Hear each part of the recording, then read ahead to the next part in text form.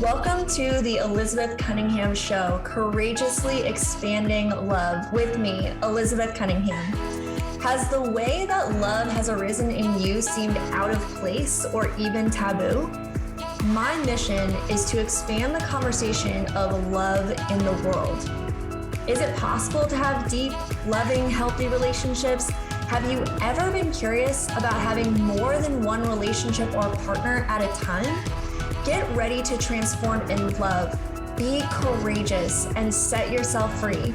In this show, we talk about relationships, sex, love, and the ways we wish we could be, but never thought were possible. I shed light on things that are not always talked about with conversations about expanding love. The Elizabeth Cunningham Show starts now. Welcome to the Elizabeth Cunningham Show. I am your host, Elizabeth Cunningham, and today we have the absolute pleasure of having Rebecca Miner here, and we are going to be talking about gender and love and gender. And before I have Rebecca speak, I'm just going to introduce you really quick. So Rebecca is has a MSW and LICSW. There we go. Is queer, Jewish consultant and clinician specializing in the intersection of trauma, gender, and sexuality. And as a gender specialist, Rebecca partners with trans and gender nonconforming youth through their journey of becoming, and is a guide to their parents and affirming that. Rebecca believes in the importance of embracing human diversity and is passionate about partnering with people to cultivate the self-compassion necessary to heal shame, dismantle binaries, and invite opportunities for growth and lasting change. Rebecca is an adjunct professor at Boston University School of Social Work and a member of the alumni board. For the last decade, Rebecca has provided cultural responsiveness training and consultation to organizations, schools, and businesses. Woman after my own heart, thank you so much for being here.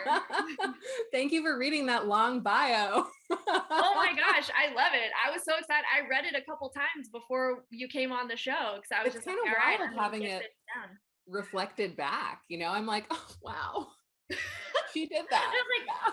I am awesome. Yeah, totally. So thank you.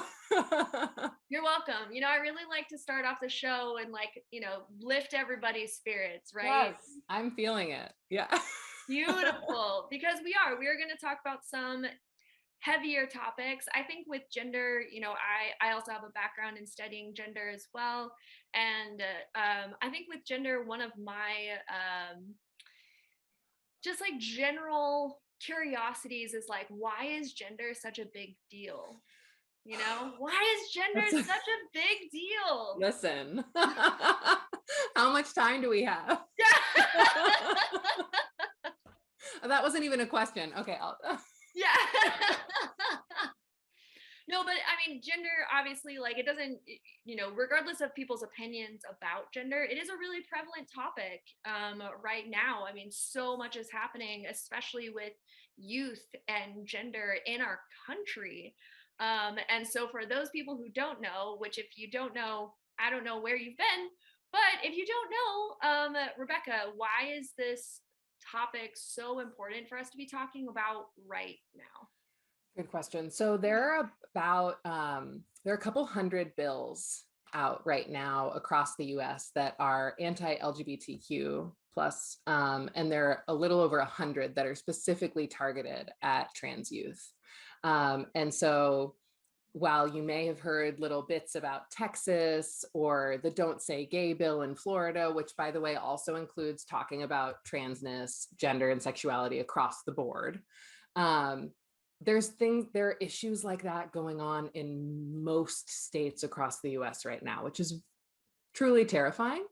And like there are places where they're trying to pass bills to make what I do for work illegal. It would be considered a felony, and there would be massive fines and jail time. So we're really at a point which is like, it's a wild place to be, but where not only are people trying to outlaw gender affirming care, then they're also trying to stop the people who provide it in the first place. So yeah, and then there's all the sports, and everyone has a lot of feelings about sports. So it's getting a lot of attention from audiences who don't necessarily have the adequate information or education to really be having critical conversations about gender. And instead, a lot of transphobia is just getting spewed and spun out. So yeah, it's a pretty intense time. It is a really intense time. So kind of starting kind of in the most simplest place, which is, what is gender? I kind of like to start off with, and I know that that's a huge question. That is it. But for some people, it's like, it's not even a question, because it's like, you're either a man or a woman. What do you mean? What is gender? Right. Like, so if someone were in that camp of like, well, gender is just you're a man or a woman, like, why are we even having this conversation? Like, what are you even talking about? Like, how would you respond, or like, what would you say that gender is? So first, I would start by saying that makes a lot of sense that that person feels that way, because it's probably what they've been socialized to believe and what they've been exposed to. And unfortunately, what they've been exposed to are a really limiting construct around the binary of gender. So meaning the binary being male and female, that they haven't ever been given the possibility or the idea that there could be anything other than those two polarities, that perhaps there are things between, above, outside of. When we move away from the binary entirely, that can be very scary to people, because gender is one of the kind of first things we start to identify in ourselves and others very early in life, by age 3. And so it's, when we try to tell people, no, there's more than two, it's like, what? This is like, hang on. What, Right. It's kind of like upending someone's reality. It's very destabilizing. Yeah. And I think, like many of the topics that you talk about, they're right. It's like, there are a lot of assumptions around what things are supposed to look like. And so in the same way that people are raised in a very like mononormative society, we're also raised with a lot of beliefs around gender, that there are only two options. So gender, to answer your question in an incredibly long way, welcome to me live. I love it. I love it. Gender, I mean, I struggle with the definition of gender. I often revert to giving people the definition of gender identity, because that, I feel like we can kind of quantify in a different way, that it's like one's internal sense of their gender identity. And that can present in the world in a number of different ways, whether that's through their gender expression or presentation in some way, or if that's just an internal lived experience for them. But gender itself, I'm sitting with more and more as a concept that becomes really challenging to define when we try to move away from the binary. And so how do you create a definition to a word that doesn't inherently lean on the thing that I believe we need to get away from? Right. So there. And there. Just a quick little definition. Yeah. Well, but I think that that's a really great place to start, is, how people identify, because that's also, again, with the misunderstandings of what gender is, with the climate of our culture, and all of the bills and just politicized nature, and like the real impact that it has on individuals. I think talking about gender as far as like your gender identity is a really important place to start, because then we're actually like, the humans. Right. Remember them. Right. You know, the All of actual us. Yeah. humans, yeah, the actual humans that have lived experiences that are different than yours, but are still valid. Well, and Um, also we all have a gender, right. right? So like everybody gets all like, ooh, about people who are trans, but the reality is like everyone has a gender identity. So this is relevant to anyone and everyone. Yeah. It's But yeah, no, absolutely. And I think that it's one of those things where, like you said, we form this identity when we're 3 years old. And so then when you form, a belief when you're 3 years old about yourself, it becomes like the air that you breathe. You don't think about it anymore unless you are, someone who is a trans youth where it's like, wait, this isn't the air that I breathe though. Like this isn't there's something here that doesn't match, that I can't put my finger on, that I don't have language for, that but right. I think that I'm, and I think what comes up, and I don't want to steal your thunder because we are going to talk about we're going to talk about more, I'm like happy to our, have other people talk about trans youth too. I mean, that's not like I'm the only one yes. that You're the only one, Rebecca. I don't want to be the only one. I'm I like, know. come on, come Let's on all talk down. about it. Yeah. But yeah, but I do want to get into, what are some of the struggles that kids face with gender and with being gender queer. But we are coming up on a break, and so we're gonna go on break, and then but when we come back, I really want to, like we were just talking about, get into the actual people the actual humans that are Mhm. facing this, that have struggles, that you help and you serve. So when we come back from break, that's exactly what we're going to talk about. Perfect.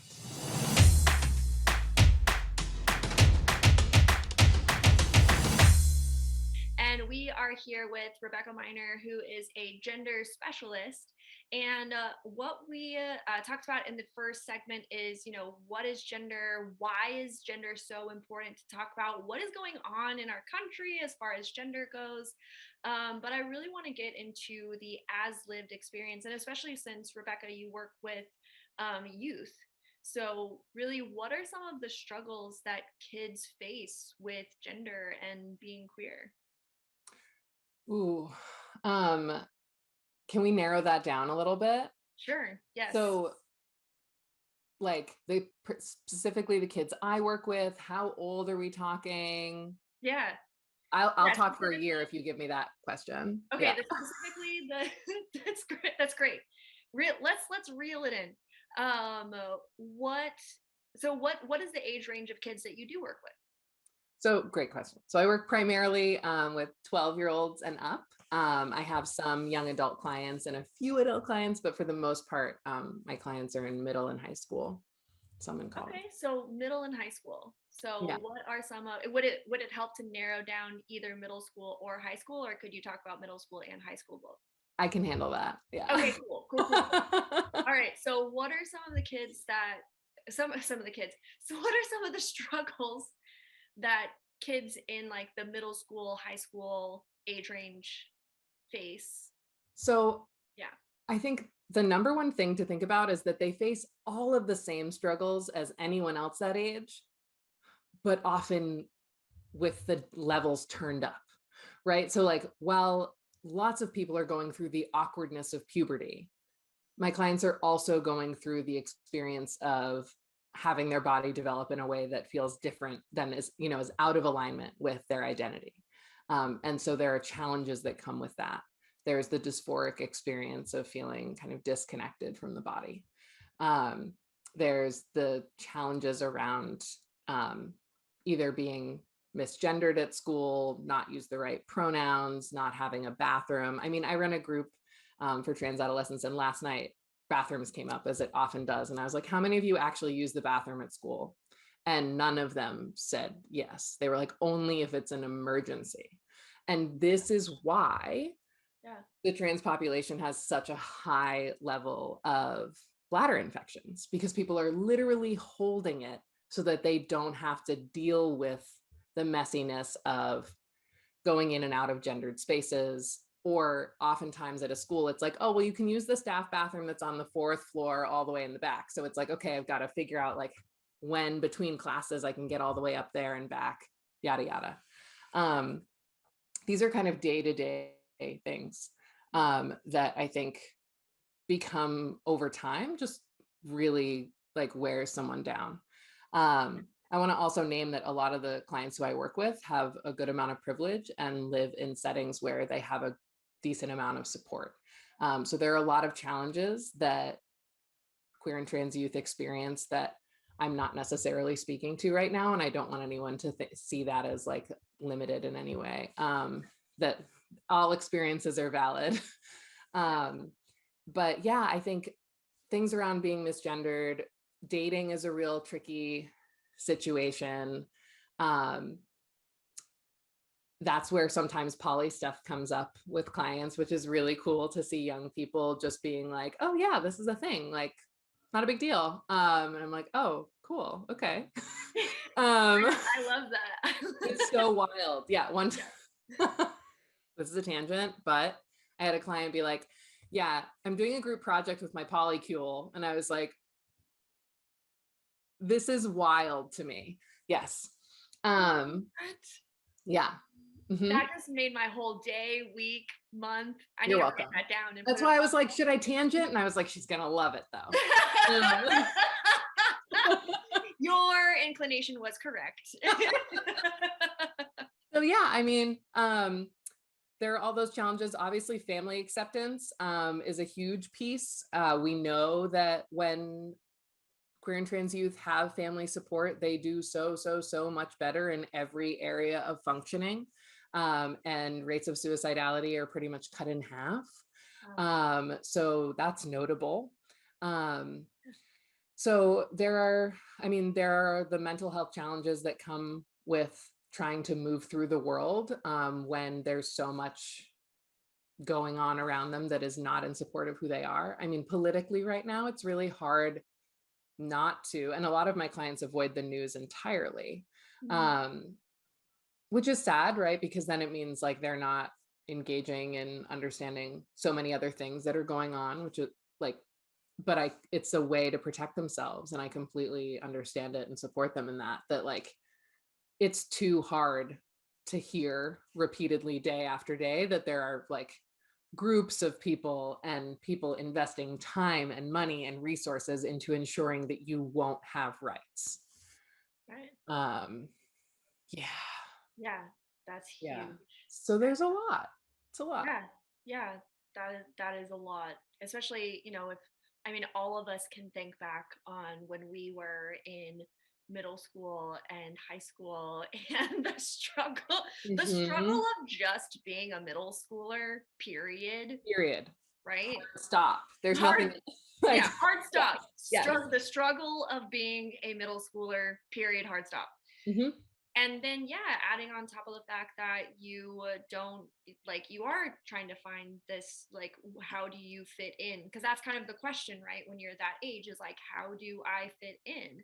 Yeah. And then you have all of this evidence out here of like, well, I guess I don't. And also, people literally hate me so much that they are, as you said, spending time, money, energy, resources into making sure that people like me don't have rights. Like, yeah, I can't even imagine. So, but as you said, one of the things that really helps or hinders is their home environment and their parents or their caregivers. Right? Yep. Huge. So that's where I spend a lot of my time and energy. Yeah. What are some ways that you see that parents, or I say parents or caregivers, right? Yeah, I kind of interchange them. I mean anyone who's caring for someone young, I'm like, I don't care if you gave birth to them or not, or if that's like a thing for you. It doesn't matter. Who you care for is all that matters. Right. Exactly. Yeah. I have women and men in my life who I call like my moms or dads, and they are not biologically my parents, right? Right. So we'll use the general term parents, but yeah, we do mean anybody who is caring for these kids, right? But how do these parents, help or harm these kids in expressing, their gender or expressing their queerness? Yeah. I think the harm gets talked about a lot, Mm. And so I'm gonna lean us towards some of the good that can come, because I All right. feel like that might be more fruitful. So all right, well, I'll briefly just touch on. I'm like, well, fine. So when it comes to harm, not accepting someone's identity, just like off the bat being like, that's not true, or that's not who you are, or but you said this, like that's not advisable. Um, and then, I mean, from there, there's every kind of way in which parents can. I've worked with people who've been disowned, who've had to run away, who've not had access to family resources anymore. They've basically been kind of written off. So I mean, there's so much harm. But when it comes to helping, listening is the number one thing. Like just showing up, and I think asking questions with a humble curiosity, Mm. trusting that like you don't need to know everything to be able to show up for someone. And I think that's hard for parents and caregivers. They feel like they need to have all the answers. And so sometimes they'll, come at the young person with this like barrage of questions. And it's like, it's way too much. Or there's so often the experience of like, well, this came out of nowhere. This can't be accurate. And it's like, well, it didn't come out of nowhere. Trust me. Like this, maybe it feels like it's come out of nowhere, but it's probably taken the young person weeks, months, probably years, to come to a place where they felt like they could share that with you. So like thanking someone for that is a wonderful place to show support. And you can ask, when I say humble curiosity, I mean like there are questions that are not so great to ask, like right off the bat, asking questions about medical interventions, surgeries, like what their plans are. None of that needs to be discussed. They're Mm. young, it's too soon, they're exploring their identity. Let that be. And instead, you can ask questions like, oh, you say you're pansexual. What does that mean to you? Um, like, can you help me understand more about what that looks like? To really show up with kind of an open willingness to have these conversations, and also naming like, there might be things that you don't want to share with me, and that's okay.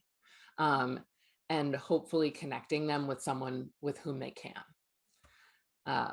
Those are all good places to start.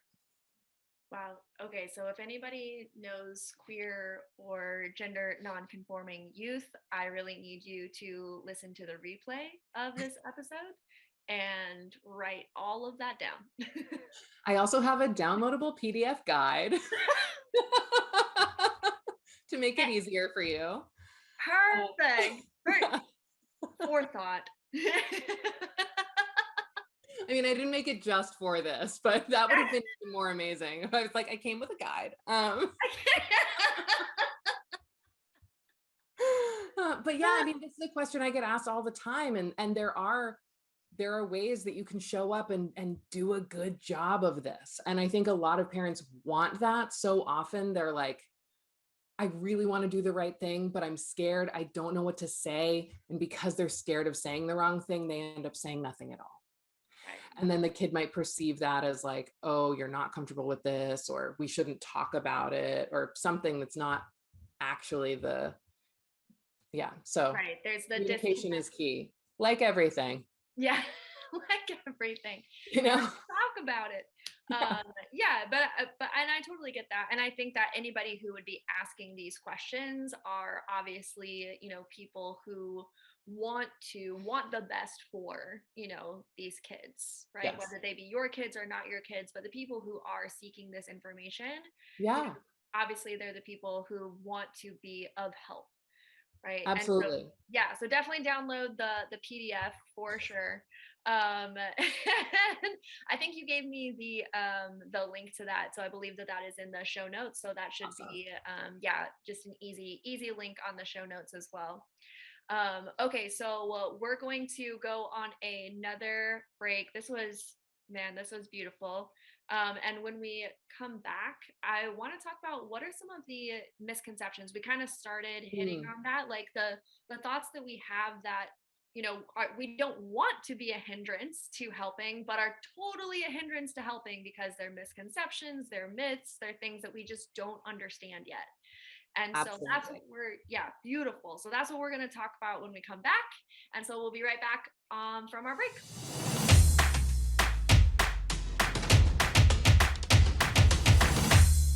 All right, welcome back to the Elizabeth Cunningham Show. We are here with Rebecca Miner, who is a gender specialist, and we've been having an incredible conversation about gender and specifically about youth, kids who are in the middle school, high school age range, and what they face, what they deal with, what they go through, and also their relationship with their parents. And parents meaning anyone who's taking care of them. And how can parents help or hinder? And Rebecca has an amazing resource for that, which is in the show notes. But where we left off the last time was, what are some of the misconceptions that parents have? We were talking about, like, you know parents want to be there and help and support their kids. Parents love their kids, but what are some of the misconceptions that parents have that get in the way of them being able to support them in this journey and their gender and their queerness? Great question. So I think the first barrier is parents' own beliefs and understanding of their own identity, which is a tricky thing because a lot of times when parents come to me, they're like, so the problem is with my kid. And I'm like, right, let's unpack your gender though. And they're like, no, that's not what I came for, so but some of that work is really helpful to do upfront to get a better sense of like, why do I have these deeply ingrained beliefs about what it means to be a woman, for example? I talk with a lot of moms who identify as feminists who really want to show up for their kid, but are also like, I'm feeling a weirdness around wanting, like, I had identified as a mom of a feminist daughter, and now she doesn't want to be my daughter anymore. So parents have a lot of their own beliefs and ideas that they've created, sometimes even pre-conception or birth, about what their future would look like.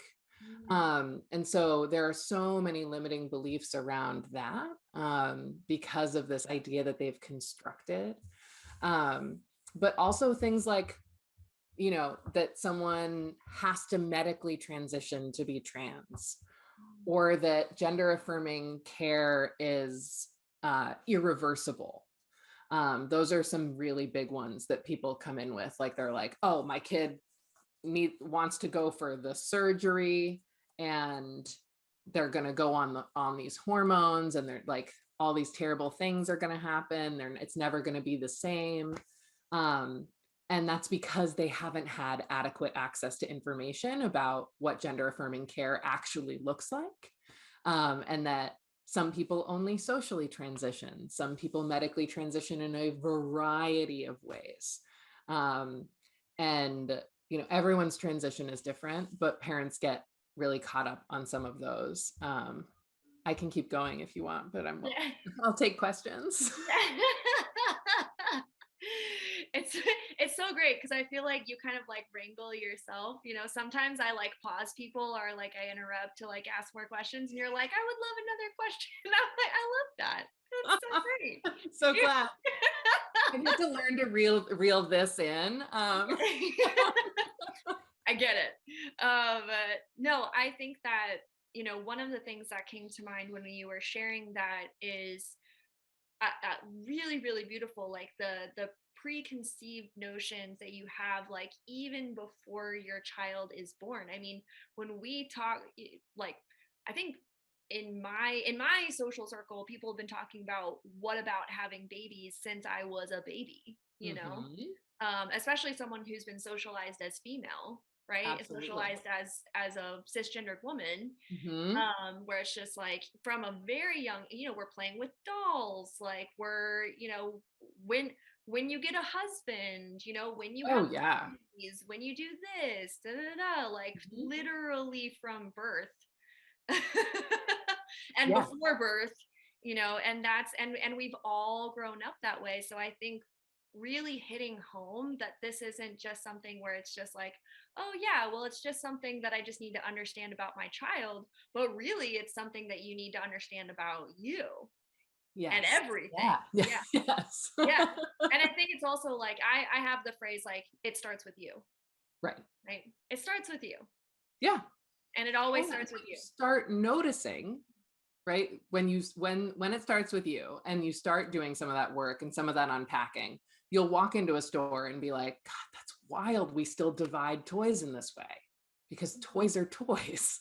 But you might not have that thought until you start to unpack like how the binary limits all of us, and that like only saying dictating which toys that include like spatial reasoning are for boys. Like, why are we doing that?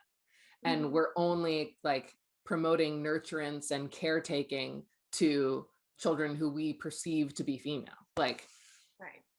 um, so yeah. And so being able to unpack all of that. Yes. Yes. Yeah, and you know, I've had conversation in my conversations, and I don't know if this is something that you notice as well, but it seems to be easier for people to digest, you know, if you are, you know, a trans man, for example, right? And so, but you because you're still operating inside of the binary. It's like Mhm. you were on one side of it, and now you're on the other side of it. And Yes. so, even if I don't You agree can with see that, that as like a trade, right? It's like, oh, you've crossed over. Yes. right, right. So it's like, okay, I understand that, right? So, what are some of the kind of getting a little bit more nuanced here?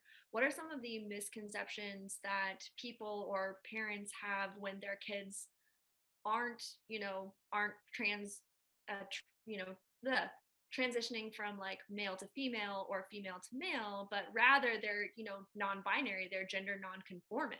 Yes. Well, that is a challenge. Because it kind of much like you were just saying, people can kind of wrap their heads around the idea that this one thing isn't working for you, so you're going to do the other thing. Right. But the idea that it's not that straightforward and like a simple switch is hard for people to kind of make sense of. And I think especially it's a generational issue. So for my clients who are probably, you know, they're in middle school, early high school now, their parents are in their 40s and up. They did not have access to the internet in the same way that the generation, even 5, 10 years after them did. Um, and I think that's made a dramatic difference in terms of people's awareness around gender and sexuality, and that the and ideas of about things like being non-binary, as even recognizing them as a possibility. So they're kind of steps ahead. So what I'm finding is generationally, it's harder for parents for whom they're very much stuck in the binary, and that's like all they've ever known.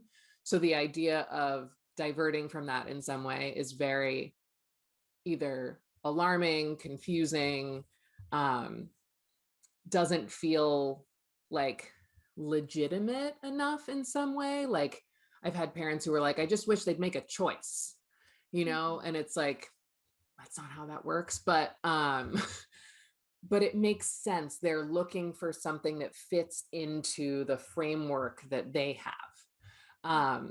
So the struggle comes up a lot around pronouns, especially the gender neutral they, which is a singular pronoun. But again, that's a real sticking point with a lot of folks where they're like, you know, and I have clients who maybe use he, they, for example, but they only bothered to tell their parents about he because they're like, they're never going to say they're going to screw it up. I'm going to feel misgendered and hurt. Like, so I just don't even bother. And that happens a lot in a lot of spaces for people who use the singular they. I think it just becomes too much emotional labor. So it's like, forget it, I'll just accept some other pronoun, which is really not okay. But yeah, the non-binary piece is definitely challenging for parents. I'm seeing progress and growth around that as there's more public conversation around some of these things. There's been more nuance that is coming up in conversation for folks, but oftentimes it's doing some psychoeducation around like this does exist. This may be the space where they remain. Like much like people would kind of be like, oh, someone's bi, that means they're like on their way, but they haven't accepted the fact that they're just gay. Like there's no possibility that you could be attracted to more than one gender. I feel like the same thing happens. Sometimes there are assumptions made around non-binary or genderqueer or gender nonconforming identities that like this is an exploratory process and that they will eventually land still somewhere on the binary. And that's simply not the case. So there's some work to do there. Yeah, and I think that in a lot of, we could talk about gender, we could talk about, inside of queerness, sexuality, relationship orientation, where it really is like, well, just choose one, just pick one or the other. Or Right. like if you are in limbo, eventually you will choose. So just right. let There's us an assumption you know. will land. Yes. Right. Let us know when that happens. Call us when you get there. Yeah. Yeah. Yeah. Yeah, which is, and I totally get how that's really difficult to deal with as a young person, where it's like, are you being actively, like actively harmed in like a, like a you're terrible, you're wrong sort of way? No, but are you being harmed and like you're not being affirmed? Yes. Right. Right. Right. And that's thank you for naming that, actually, because that's often the space where there's a lot of hurt. It's in those relational moments that are actually a lot more harmful than getting yelled at on the street or something, right? It's like when I feel like my mom doesn't see me, Yeah. that hurts in a totally different way. Oh yeah, absolutely. It's Yeah. like, and it goes back to what you said at the very beginning, where it's like the, suicide rate for trans youth is so much higher. I think you said 50%. 4 times. So it's 4 times. times the national average. That's reduced by half when there's family support. Right, exactly. And just those really simple things of just being like, hey, I believe you, I see you. Yeah. Like you are who you are and I love you. Yeah. And like we know there's research that supports that if a trans youth has one person, like no matter who in any role, one person in their life who affirms them and shows up for them, like the functioning just skyrockets. And they're 40% less likely to have a suicide attempt or thoughts even. So like we really, and so often I think people see that, like see the statistics and they're like, oh my God, that's so scary. The numbers are huge, and they are scary. Yeah. And we need to focus also on the numbers that show us we have the capacity to make a huge impact if we show up for young people. Like these numbers are dramatically shifting when we do the right thing. Yeah, I 100% agree, and really having that mindset shift of someone who does want to help, to go from, wow, this is so much, how could I possibly make a difference, to you absolutely can make a difference. All it takes is one person. Yep. All it takes is one person, and you have made a difference. Now don't stop there, but like but Right. that's as easy as it can be. Exactly. Yeah. Yeah. And I think that's where the barrier is so many people are like, oh, but I'm scared. What if I do it wrong? And it's like, if you never like, you got to get in the arena. Yeah, exactly. So when kids are, yeah, I think that we've kind of already answered this question, but it's just like, what happens? Like, I'll ask it in this way. I'll blossom it out a little bit. Okay. What's possible when kids are accepted by their parents? Well, that's a beautiful question. Um, What's possible? It's possible that kids get to live the fullness of what their young lives should look like, right? Like it's possible that they get to, oh my God, I feel like I'm gonna cry. It's This is what I do best is I make people cry in the best ways. well, it's so interesting. Usually I'm the one that makes people cry. So I'm like, wow, this is a lot. You really, oh, okay. But it's just, that's a lovely, no one's ever asked me that question in that way. And I think that framing is where is the space I like to inhabit, that where I think the most change is possible, right? Rather than shaming people around what's not working, if we instead can kind of think about what is working. And you always talk about like where is the love in it. And I think if we can focus from there, it's like at the end of the day, the parents that I work with love their kid, and they just don't know all the time. They don't always know how to show up for them, but they want to. And so I think when we can give them the tools to have those conversations and some of the awareness, they're able to show up for their kid in the way that they want to. They feel good about themselves, and then the kid can become who they're meant to be without being hindered by all of the pain that really doesn't need to be a part of their growth process. Like struggling should not be inherent to the trans narrative. I don't want us to only think about transness from a place of pain and suffering and negativity. Right? Gender euphoria is a wonderful flip side of the conversation we always have about gender dysphoria. And so I think, yeah, what's possible is that we'll see trans kids turn into adults. That's what's possible. It's beautiful. Thank you. Thank you for sharing that. Yeah.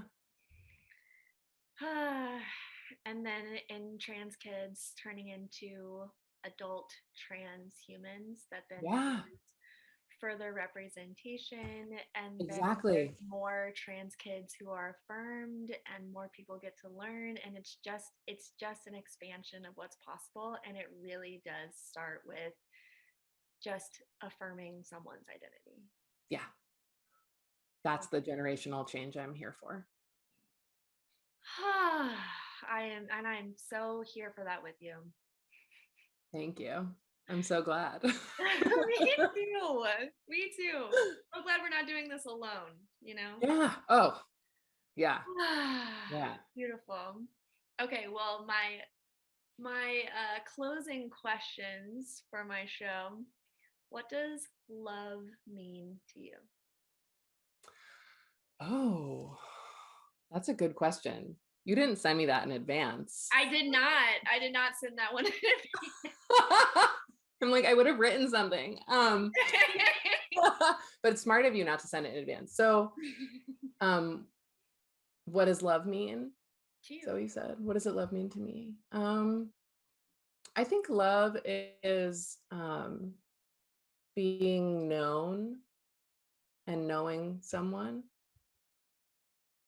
Beautiful. Thank you. I'm going to leave it there just going to keep it short and sweet. I love it. I think it's perfect. If you could have someone just have one takeaway from this show, from this episode specifically, not my show entirely, but from this episode specifically, just to be clear. I'm like, that's too broad again. What would the takeaway be that you would hope that people get? I think the takeaway, maybe this is too many takeaways. I'm going to say it anyway, is gender affirming care is life-saving care. And that when we show up for trans youth, they can thrive. Thank you. Beautiful. And what is one action that anybody could do, like today? So easy. I made it so easy for you. Go to my website, genderspecialist.com. And there's a page there that's called Protect Trans Youth. it's genderspecialist.com/protect-trans-youth. We'll put it in the notes. And I've literally outlined action steps that you can take, and you can do as many as you want. Or, you can come back. I update it pretty consistently. So stay tuned, sign up for the mailing list. But the action, we need all the action help we can get right now. And there really are, like, these things do work. When we sign the petitions and when we show up and when we throw money at some of these things, it does actually work. So please help. Beautiful. Awesome. Yeah. And yeah, we will definitely put those in the notes. Absolutely. And so we have a giveaway from you. I'm excited. Do you want to share about the giveaway? Sure. So the giveaway is, I've never done a live giveaway.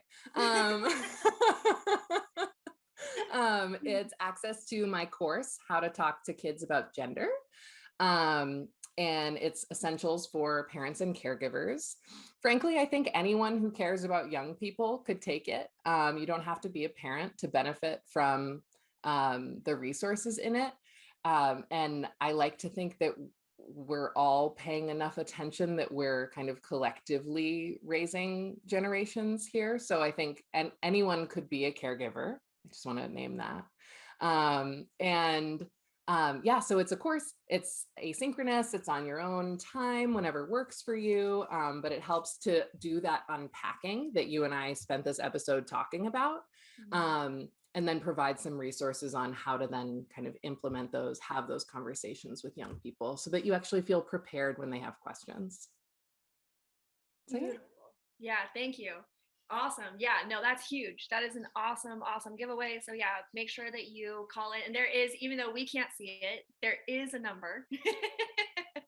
There is a number that people can see. I feel like I'm on American Idol when they're like, text whatever. Now I'm showing my age. I'm like, it's kind of like that. Doesn't that make you feel kind of cool and important? It does. Yeah, it does. Call in. But yeah, call in. How it'll work is that you'll call in, you will talk to some of the wonderful folks at Transformation Talk Radio, and then we will get you connected to Rebecca. So that's how that will work. So go ahead and call in using the number on the screen, and you can get your spot in Rebecca's course. Again, you do like she said, you do not have to be a parent. You can just be a caregiver, and that we're really all caregivers. And if you're someone who's really interested and wants to be a caring human for, trans youth, non-binary youth, genderqueer youth, that this is an amazing way to help. And so brilliant. Thank you so much. Yeah, I'm so excited. I was like, sure, I'll give it away. Let's do a giveaway. Yeah. Beautiful. Well, thank you so much for coming on the show today. It means so much to me to be able to have this conversation on my show because it is so important. It is a life-saving conversation. And so thank you from the bottom of my heart. Thank you for being here. Thank you. I'm so glad. All right. And to all of my wonderful listeners and viewers out there, I hope that you take on some of these things that Rebecca has talked about today. You can reach her at the places in which are on the show notes. We have all of her resources for you. So just go ahead and go down and click on that. And if you have any questions for me, there's also how to get a hold of me on there as well. I almost hit my microphone off of the table. We have a show every single Tuesday live at 3 p.m. You can tune into the Elizabeth Cunningham Show, courageously expanding in love, and have conversations around love, gender, sexuality, relationships, and all of the ways in which that we wish that we could be, but never thought were possible. Thank you for being here. Thank you, Rebecca. And I hope y'all just keep loving each other. You have been listening to the Elizabeth Cunningham Show, Courageously Expanding Love, with me, Elizabeth Cunningham. Tune in live every Tuesday at 3 p.m. Pacific Standard Time on transformationtalkradio.com, where we shed light on relationships, sex, love, and the ways we wish we could be, but never thought were possible. Learn to love yourself and create the relationships you want. Connect with me at elizabethannecunningham.com. That's elizabethannecunningham.com.